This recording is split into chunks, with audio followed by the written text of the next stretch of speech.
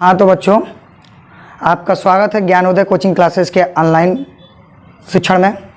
तो हिंदी हम पढ़ेंगे आज, और हिंदी का पहला पार्ट स्वर पढ़ चुके थे। हिंदी वर्णमाला में स्वर हम पढ़ चुके थे। आज हम लोग पढ़ेंगे व्यंजन। क्या पढ़ेंगे? व्यंजन। ठीक है, आप देखिए व्यंजन की परिभाषा आप लोगों को बता चुके हैं कि ऐसे वर्ण जो स्वरों की सहायता से बोले जाएं। ठीक है, यानी उच्चारित हेतु स्वरों पर आधारित, यानी स्वरों पर आश्रित वर्ण व्यंजन कहलाते हैं। ठीक है, तो अब हम जानेंगे कि व्यंजन के कितने प्रकार हैं और कौन कौन से हैं, व्यंजन कौन कौन से हैं। ठीक है, तो पहले हम लिख लेते हैं। यहाँ पे देख लीजिए, क, ख, ग, घ, अंग। ठीक, च, छ, ज, झ, ञ, फिर ट, फिर ठ, फिर ड, फिर ढ, फिर ढ़। ठीक है, त, थ, द, ध, न, प, फ, भ, अ, फ, ब, भ, म। ठीक है, इतना हम लिख लिए। अब ये हमारी कैटेगरी में आता है स्पर्श व्यंजन के। किसमें? स्पर्श व्यंजन में। ठीक है ना। अब हम पूरा लिखते हैं, बताते चल रहे हैं स्पर्श व्यंजन। अब देखिएगा, म, य, र, ल, व। ठीक, स, स, ह। ठीक, अब देख लीजिए यहाँ पे छ, त्र, ज्ञ। ठीक है, एक व्यंजन और होता है स्र। ठीक है, अब इसके अलावा दो व्यंजन और होते हैं, एक होता है ड़, एक होता है ढ। ठीक, अब देखिए हम इसको क्यों स्पर्श व्यंजन लिखे हैं। क, ख, ग, घ, अंग, च, छ, ज, झ, ञ, ट, ठ, ड, ढ, अण, त, थ, द, ध, न, प, फ, भ, म। ये किस लिए लिखे हैं? क्योंकि इनका आप उच्चारण करेंगे। उच्चारण जब करेंगे तो आप देखेंगे कि मुख के अंदर किसी न किसी, जब वायु दाब बाहर निकलती है तो किसी न किसी शब्द को स्पर्श करते हुए, मतलब किसी न किसी भाग के, मुख के अंदर के किसी न किसी भाग के स्पर्श। जैसे देखिए, क बोलेंगे, क यानी वायु निकल रही है तो डायरेक्ट कंठ से टच करके फिर आ रही है, यानी क। अब फिर च बोलिए, च देखिए, च तालु से आ रही है। ठीक है, च किससे आ रहा है? तालु से। ठीक, उसके बाद ट बोलेंगे तो तालु का सबसे ऊपरी हिस्सा यानी मूर्धा। इसका ये जितने 25 जो हैं ये किसी न किसी चीज़ को स्पर्श करते हुए आते हैं। ठीक है बच्चों, अब देखिए, अब इसमें आते हैं, स्पर्श करते हैं, तो स्पर्श स्थान भी होगा इनका। जैसे उच्चारण स्थान बोला जाता है जिसको, स्पर्श स्थान। तो हम देख लेंगे कि इनको एक तरह से आप जानते हैं, इनको क्या कहा जाता है? इनके क वर्ग के वर्ण। ठीक है, ये च वर्ग के वर्ण। ठीक, ये क्या होता है आपके? ट वर्ग के वर्ण। ठीक है, और ये त वर्ग के वर्ण। ठीक, ये प वर्ग के वर्ण, प वर्ग के। ठीक है ना, प वर्ग के वर्ण है। इनको एक तरीके से हम ये भी लिख सकते हैं कु। ट्रिक है, याद करने का ये ट्रिक है। कु, चू, टू, तू और पू। ठीक है, कु, चू, टू, तू, पू, ऐसे याद कर लेंगे। मतलब कु मतलब क वर्ग, चू मतलब च वर्ग, टू मतलब त वर्ग, तू मतलब त वर्ग, और पू मतलब प वर्ग। ठीक है, तो अब बच्चों जानेंगे इनका उच्चारण स्थान। देखिए यहाँ पे ये जो हमारे क है, क से लेके अंग तक। ठीक है, इनका उच्चारण स्थान आप बोलेंगे तो क, ख, ग, घ, अंग। आप बोल के एक बार खुद ट्राई कीजिएगा, देखिएगा ये कंठ से डायरेक्ट, जो हमारा मुख होता है ना, हम बोले ना मुख के आधार पे, देखिए मुख होता है ना, तो सबसे पहले कंठ होता है। ठीक है, उसके बाद तालु आता है। तालु यहाँ से यहाँ तक होगा, लेकिन तालु का सबसे ऊपरी हिस्सा यहाँ पे आता है क्या? मूर्धा। ठीक है ना। मूर्धा, ये तालु हो गया आपका, ये आपका कंठ हो गया, ठीक है ना। कंठ, तालु, मूर्धा। मूर्धा के बाद आपका क्या आता है, दांत यानी दंत। मुख का सबसे बाहरी हिस्सा जो दिख रहा है वो क्या होता है, ओठ या होंठ, ओष्ठ या होठ, ठीक है ना। तो इन्हीं आधार पे ये स्पर्श, इन्हीं पांचों को स्पर्श करते हुए स्पर्श व्यंजन आता है, उसको बांटा गया है। यानी क वर्ग हमारा क्या, किस में आ जाएगा, कंठ में। आप एक बार बोल के देख लीजिएगा, बोल के ट्राई कीजिएगा। उसी प्रकार हम देखेंगे च वर्ग, च से लेके च, छ, ज, झ, यहाँ तक बोलिए आप। और देखिए आपका जीभ जो है, जिह्वा जो है वो तालु को टच करेगा। देखिए च, छ, ज, झ और य, यानी ये कौन सा स्पर्श व्यंजन हो गया, ये तालव्य हो गया, तालव्य, ठीक है, तालव्य। ठीक, अब देखिए ट बोलिए, ट से लेके अण तक बोलिए। यहाँ देखिए ट, ठ, ड, ढ, ड़। आप इसको बोलेंगे तो आपको बोलने से ये एहसास होगा कि जब हम बोलते हैं तो जीभ मुड़ता है, ऊपर की तरफ मुड़ता है, और जीभ सब तालु के सबसे ऊपरी हिस्से यानी सबसे ऊपरी हिस्सा मूर्धा को टच करता है। ठीक है, किसको टच करता है, मूर्धा को। यानी इसका उच्चारण स्थान क्या हो गया, मूर्धन्य। इसका उच्चारण स्थान मूर्धा हो गया। और ये कौन सा वर्ण हो गया, कौन सा व्यंजन हो गया, मूर्धन्य व्यंजन या फिर मूर्धन्य वर्ण। ठीक है ना। अब इसी प्रकार देखिए त, थ, द, ध, न।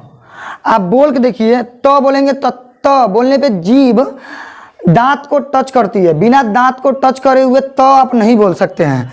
यानी जब दंत को टच करेगी तो ये कौन सा वर्ण हो जाएगा, दंत्य वर्ण। कौन सा, दंत्य। ठीक है, ये कौन सा हो गया, दंत वर्ण हो गया। ठीक, अब उसी प्रकार देखेंगे हम प, फ, ब, भ, म। ठीक है, प जब तक ओठ नहीं सटेगा तब तक इसका उच्चारण नहीं होगा। ये जो प वर्ग है पू, इसका उच्चारण तभी होगा जब तक ओष्ठ आपस में, दोनों ओष्ठ आपस में न सटे। एक बार बोल के देखिए प, फ, ब, भ, म। ठीक है, तो ये कौन सा आपका हो गया, कौन सा वर्ण, ओष्ठ। कौन सा, ओष्ठ। ठीक है ना, ओष्ठ वर्ण। अब उसके आगे चलते हैं। एक स्पर्श व्यंजन हो गया, व्यंजन के प्रकार में एक स्पर्श व्यंजन हो गया। स्पर्श व्यंजन के हम पांचों भाग देख लिए कि कौन कौन होता है। कंठ, ये कंठ होता है, ये तालव्य होता है, मूर्धन्य होता है, दंत्य होता है, ओष्ठ होता है। ठीक है, अब आते हैं इसके बाद, यानी स्पर्श व्यंजन के बाद तो ये होता है आपका एक य, र, ल, व। ये हमारा होता है अंतस्थ व्यंजन। क्या, अंतस्थ व्यंजन, अंतस्थ व्यंजन होता है। ठीक है, ये आपका अंतस्थ व्यंजन होता है, य, र, ल, व। अब इसी में य, र, ल, व में हमारा य और व, य और व क्या होता है, य और व अर्ध स्वर होता है। क्या होता है, अर्ध स्वर। य और व अर्ध स्वर आता है। ठीक है, और र जो होता है और ल होता है, र को हम कहते हैं लुंठित, लुंठित व्यंजन। अब लुंठित व्यंजन कौन सा होता है, आप र नोट करते हुए चलिएगा, क्योंकि बाद में फिर वीडियो रिप्ले करके देखना पड़ेगा। नोट करेंगे तो वीडियो नहीं रिप्ले करना पड़ेगा। ठीक है, तो र होता है आपका लुंठित होता है, और ल जो होता है ल, यानी ये होता है आपका पार्श्विक व्यंजन। क्या होता है, पार्श्विक व्यंजन। अब देखिए क्यों हम पार्श्विक व्यंजन ल को कहते हैं और क्यों लुंठित व्यंजन र को कहते हैं। आप र का उच्चारण करेंगे तो लुंठित का आशय है कि लुढ़कते हुए आवाज आए। आप र का उच्चारण कीजिए, ल का उच्चारण करके देखेंगे कि र जब हम बोल रहे हैं तो जीभ लटपटाते हुए आ रही है, यानी लड़ते हुए आवाज आ रहा है। रगड़ खाते हुए, लुंठित, लोट पोट होते हुए र की आवाज आ रही है, यानी र हो गया। और ल जो है वो आपका पार्श्विक व्यंजन है। हम इसका उच्चारण स्थान बाद में बताते हैं, पहले देख लीजिए। र लुंठित व्यंजन है, पार्श्विक ल क्यों है? ल जब आप बोलेंगे तो ल में बोलने पे देखेंगे आप जीभ ऊपर जाता है और मुख द्वार को बंद करता है। मुख द्वार को बंद करने के जीभ के दोनों हिस्से से जो आवाज़ आता है, यानी उसके पार्श्व से हवा निकलती है, तो वो हवा उच्चारण देती है, ठीक है, ल का। इसीलिए ये ल क्या होगा आपका? ल आपका क्या होगा? पार्श्विक व्यंजन, ठीक है। अब देखिए, अब आगे हम चलते हैं, आगे हम चलेंगे तो ये हमारा जो कैटेगरी आएगा स ह, यानी इसको उच्चारण के हिसाब से देखिएगा, ये आपका आता है ऊष्म व्यंजन। ऊष्म व्यंजन क्या आता है? ऊष्म व्यंजन। अब ऊष्म व्यंजन में 4 आता है, स ह, ठीक है ना। ये ऐसे 4 ऐसे वर्ण हैं जिसको आप उच्चारित करेंगे, ठीक है ना, उच्चारण करेंगे तो उच्चारण में ऊष्मा उत्पन्न होगी, ऐसे लगेगा गर्जना के साथ, एक भारी आवाज के साथ आ रहा है, श ख स ह, ठीक है। तो यह हमारा क्या हो जाएगा? ऊष्म व्यंजन। अब इसमें देखेंगे ये जो स होता है, इस स का सल्जम इसका उच्चारण करेंगे तो ये तालव्य होगा, ताल से उच्चारण होता है, ये तालव्य स है। अब इसका क्रम पूछा जाता है, कई जगह क्रम पूछा जाता है, तो हम बता रहे हैं। इसको पहले देख लीजिए, तालव्य होता है और ये जो है ये स है, इसका उच्चारण करते समय जीभ पूरे ऊपर उठता है, जीभ तालु के सबसे ऊपरी हिस्से को छूता है। तालु का सबसे ऊपरी हिस्सा क्या होता है? मूर्धा, ठीक है। तो ये कौन सा हो गया? मूर्धन्य हो गया, मूर्धन्य स, ठीक है। और ये जो होता है, आप एक बार सपेरा बोल के देख लीजिएगा। सपेरा बोलने पे, स बोलने पे हमारा जो जीभ होता है, जीभ दांत को टच करता है, और तो ये कौन सा वर्ण हो गया? दंत हो गया, दंत स, ठीक है। मतलब ये तालव्य स, ये मूर्धन्य स और ये दंत स। कई जगह आपके क्वेश्चन में पूछ देगा, इसको हम 2 मिनट के लिए मिटा रहे हैं, ठीक है। कई जगह आपको क्वेश्चन में पूछता है कि तीनों स का क्रम, आपको क्वेश्चन में पूछ देगा कि निम्नलिखित में से कौन सा सही है, ठीक है, कौन सा सही है। जैसे अगर मान लीजिए दे दे आपको पहला स, दूसरा स, ठीक, तीसरा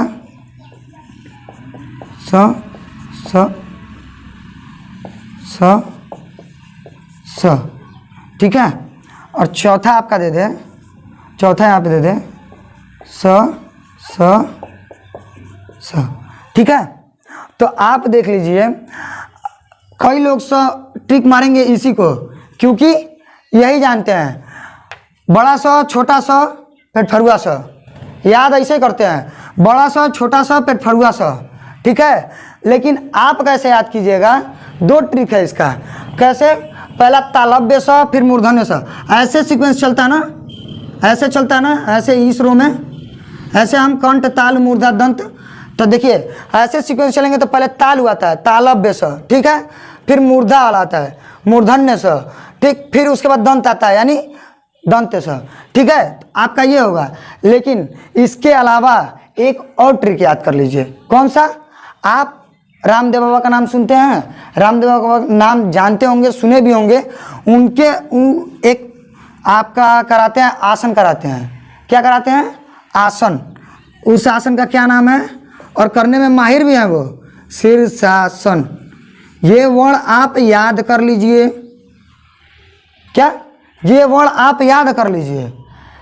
इस वर्ण में आपको स का तीनों क्रम मिल जाएगा, स का सही क्रम मिल जाएगा। देखिए स कौन सा है? तालव्य स। ये है कौन सा? मूर्धन्य स। और ये कौन सा है? दंत स, ठीक है। तो यहाँ से ये याद हो गया। अब देखिए लास्ट हमारा क्या बच रहा है? लास्ट हमारा बच रहा है ये क्या है? ठीक है ना, छ त्र ज्ञ और स्र, ये क्या है? तो ये हमारा है संयुक्त अक्षर, इसको कह सकते हैं, या संयुक्त व्यंजन कह सकते हैं, ठीक है, संयुक्त व्यंजन। अब संयुक्त व्यंजन कैसे है? हम इधर ये मिटा लिए हैं, आप नोट कर लिए होंगे, मिटा रहा है, ठीक है, कुछ देर के लिए मिटा रहे हैं, आप नोट कर लिए होंगे, देख लीजिएगा। संयुक्त व्यंजन इसको क्या कहते हैं, ये है ना संयुक्त व्यंजन, छ, त्र, ज्ञ और स्र, ठीक है। देखिए इसका उच्चारण करते समय क भी आता है, क प्लस मूर्धन्य स, तो यानी दो व्यंजनों से मिलकर जो बने वो संयुक्त व्यंजन, ठीक है। त्र तब से और किससे, र से, ठीक है ना। ज्ञ देख लीजिए आपका ज प्लस य से, ये हमेशा छोटा होता है यानी आधा होता है, आधा ये होता है पूरा ये होता है, आधा ये होता है पूरा ये होता है, आधा ये होता है पूरा ये होता है। और स्र किससे बन के मिलता है, स्र किससे मिलकर बनता है, तो ये बनता है आपका स प्लस र से, ठीक है। अब इसका अगर आप ये भूल जाएं तो आप कभी नहीं ये भूलेंगे कि इसको हम लिखते हैं KSH ए, यह लिखते हैं ना, तो के से के के बाद ए नहीं आया है यानी आधा क है, यश ए के बाद पूरा स, ठीक।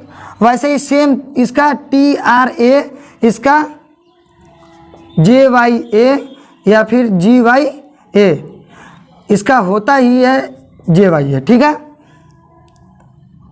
इसका आएगा SRA यानी स आधा र पूरा, ठीक है, ये समझिएगा। एक लास्ट टॉपिक आएगा नेक्स्ट वीडियो में मिलेगा आपको, ये इसके बाद ये क्या है, इसको हम कहते हैं द्विगुण व्यंजन, ठीक है, द्विगुण व्यंजन या फिर उच्छिप्त व्यंजन, क्या कहते हैं, उच्छिप्त व्यंजन, ठीक है ना। तो इसको याद कर लीजिएगा और इसको याद कर लीजिएगा, नोट कर लीजिएगा, फिर मिलते हैं अगले वीडियो में।